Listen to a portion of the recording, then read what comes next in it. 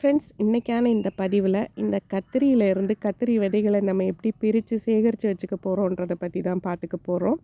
இப்படி நல்ல பழுத்த கத்திரியாக பார்த்து, நல்ல வெடிப்பு வந்த கத்திரியாக பார்த்து மரத்திலே பழுக்க விட்டுட்டு அப்புறம் நம்ம பறிச்சுக்கணும்.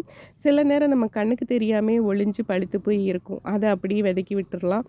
இல்லையா, நம்ம விதைக்கின்னு விடுறது முதல் அறுவடை இல்லாமல் 2வது அறுவடையில் ஒரு நல்ல திரட்சியான காயாக பார்த்து விதைக்கின்னு விட்டுருங்க.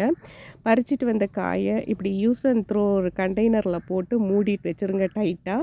2 வாரம் கழித்து தான் இதை எடுக்கணும். அப்போதான் இது தண்ணி விட்டு அழுகின மாதிரி இருக்கும். இந்த டப்பாவை 2 நம்மளால் யூஸ் பண்ண முடியாது, அவ்வளோ ஸ்மெல் வருங்க.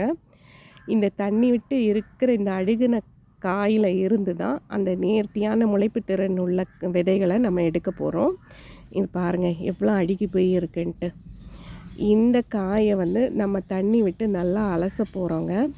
தண்ணி விட்டு அலசும்போது நமக்கு அடியில் தங்குற விதைகள் மட்டும்தான் நம்ம சேர்த்து சேகரித்து வைக்க போகிறோம்.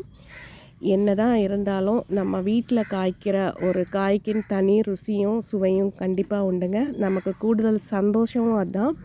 எந்த ஒரு பூச்சி மருந்தும் அடிக்காமல் நம்ம ஒரு ஆர்கானிக்காக நம்மளே வீட்டில் வளர்க்குற இந்த கத்திரிக்காய்க்கு ஒரு தனி சுவை உண்டு.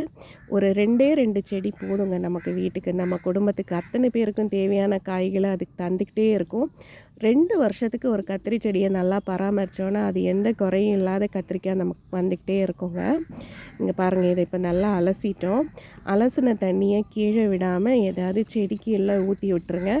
அதில் இருக்கிற 1-2 விதைகள் கூட நமக்கு முளைச்சி வர வாய்ப்பு இருக்குது. இங்கே பார்த்திங்கன்னா இப்போ அடியில் இவ்வளோ விதைகள் தங்கிருச்சு இல்லையா, இதுதான் நம்ம சேகரித்து வைக்கக்கூடிய விதைகள். இது அவ்வளோ முளைப்பு திறன் நல்லா பக்காவாக இருக்குங்க. இதை நம்ம நல்லா அலசி வெயிலில் காய வச்சு எடுத்து ஒரு சின்ன டப்பாவில் திருநீரோ இல்லைன்னா கொஞ்சம் சாம்பலோ போட்டு நம்ம சேர்த்து வச்சுக்கிட்டோன்னா 1 வருஷம் கழித்து வரைக்கும் நமக்கு எதுவுமே ஆகாது. நமக்கு தேவையான நாற்றுக்களை இதிலேருந்தே உருவாக்கிக்கலாம். நான் இப்படி தான் சேகரித்து வச்சுக்கிட்டே இருக்கேன். எனக்கு தேவையான கத்திரி செடிகளையும் இப்படி போட்டுட்டு எனக்கு மீதம் உள்ளதை நான் என்னோடய ஃப்ரெண்ட்ஸ் அண்ட் ரிலேட்டிவ்ஸுக்கும் கொடுத்துருவேன். இங்கே பாருங்கள், நான் போட்டதில் வளர்ந்து வந்தது எவ்வளோ அழகாக இருக்குன்னு பாருங்கள். Thank you friends.